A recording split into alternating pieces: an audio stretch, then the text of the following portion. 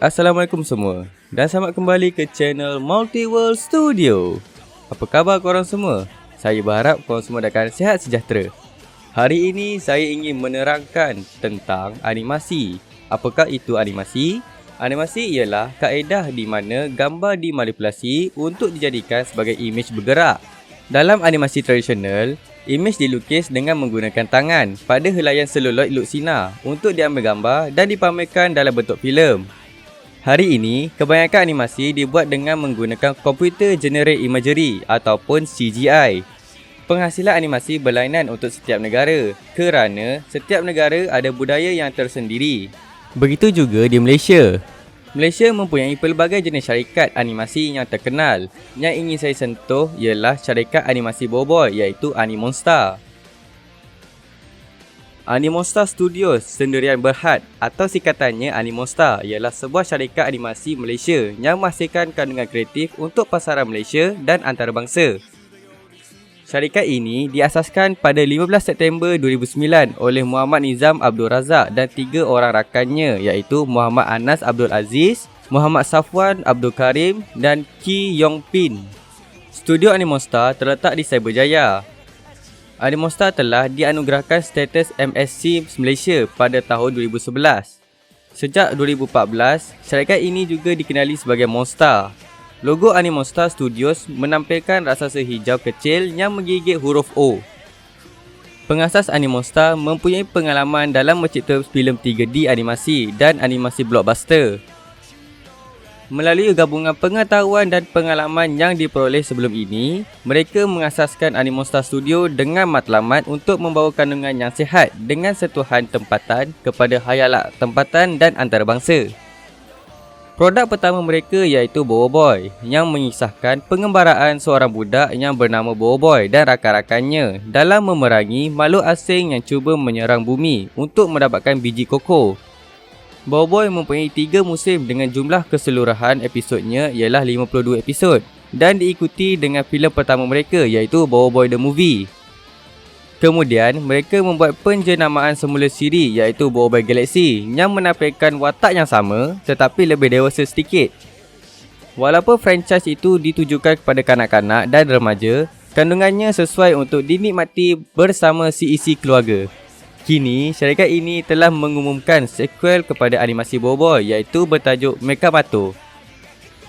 Okey, sekarang saya akan menerangkan 3 sejarah produksi animasi di luar negara. Yang pertama adalah Kyoto Animation.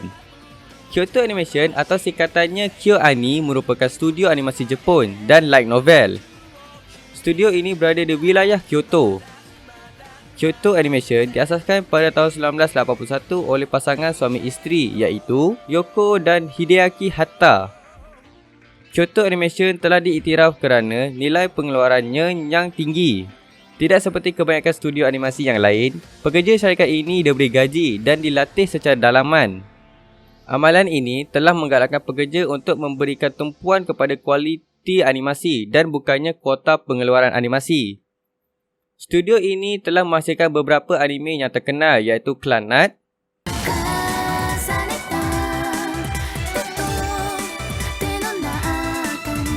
K-On!,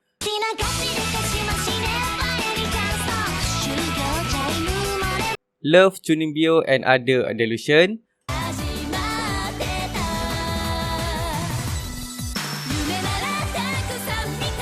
Violet Evergarden,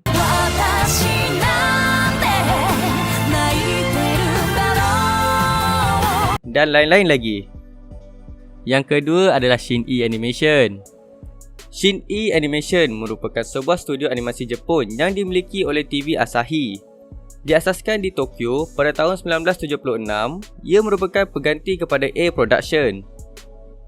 Pengasas syarikat ini iaitu Daikichiro Kusube merupakan seorang animator yang bekerja di Toei Animation. Pada April 2017, Synergy SP menjadi anak syarikat kepada syarikat ini. Syarikat ini telah menghasilkan banyak animasi. Antaranya ialah Doraemon,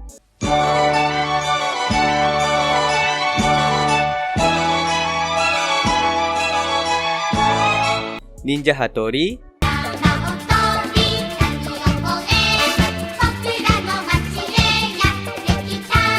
Crayon Shinchan, 街の動物園は忙しい Kaito Joker,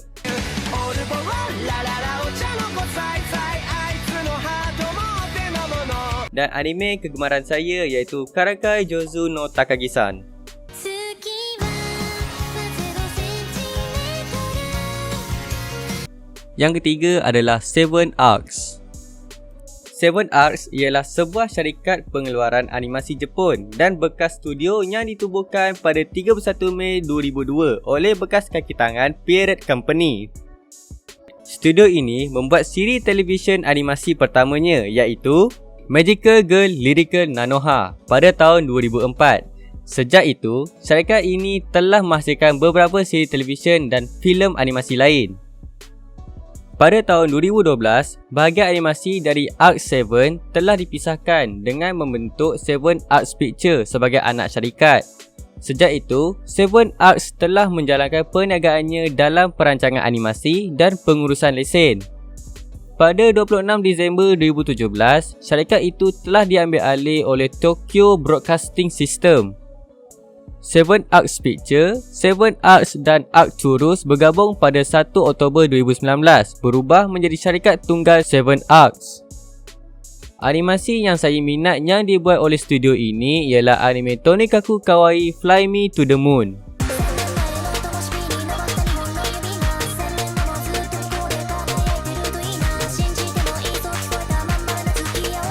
Saya akan letak satu lagi studio yang terkenal di luar negara kerana dari tadi saya banyak menerangkan tentang studio atau syarikat yang ada dekat Jepun.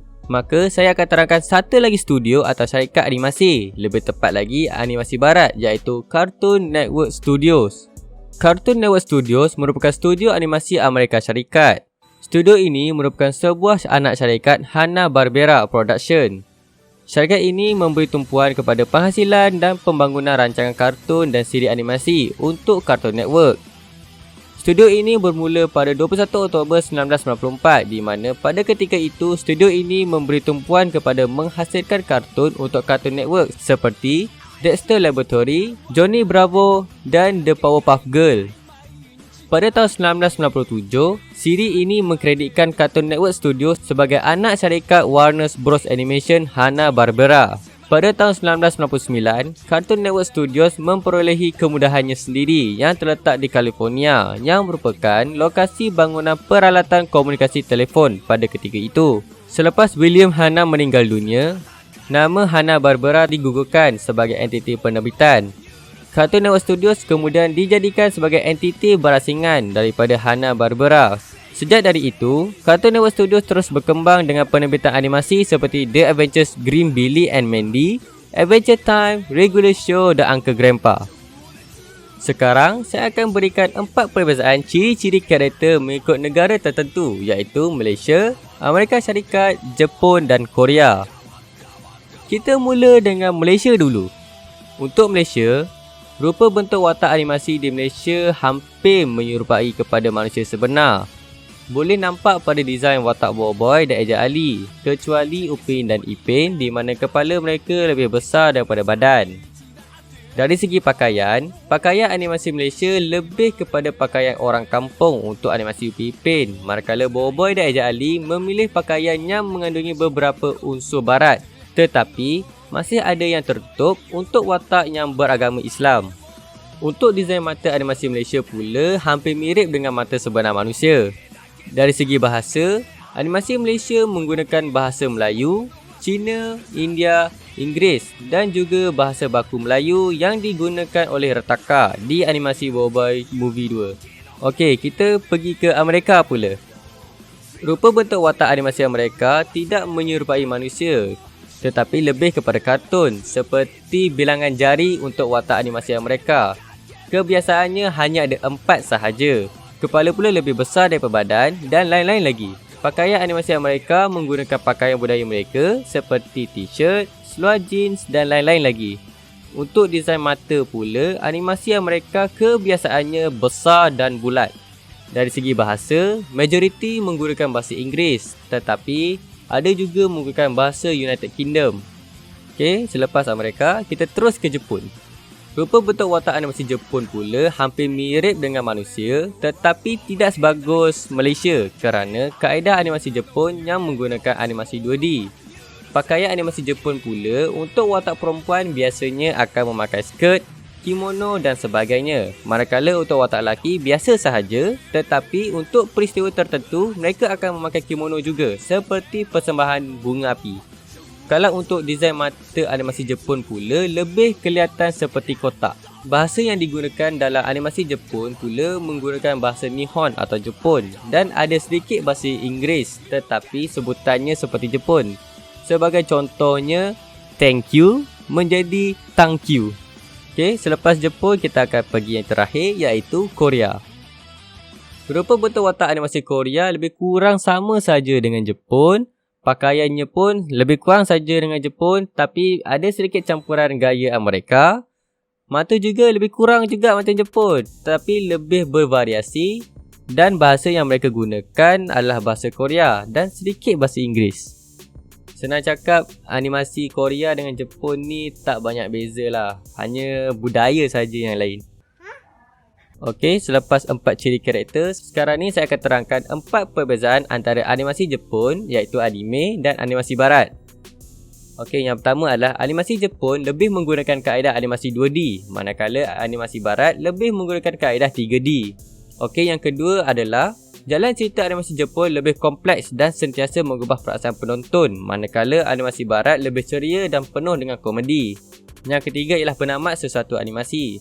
Kalau di Jepun, penamat animasi Jepun tidak boleh diramal kerana akan ada banyak plot twist yang boleh berlaku. Manakala penamat animasi barat akan berakhir dengan gembira. Dan kadang-kadang gembira itu boleh jadi gembira kesedihan. Sasaran penonton animasi Jepun biasanya terdiri daripada remaja hingga dewasa. Manakala sasaran penonton animasi barat lebih kepada budak-budak hingga dewasa. Itulah dia 4 perbezaan antara animasi Jepun dengan animasi barat.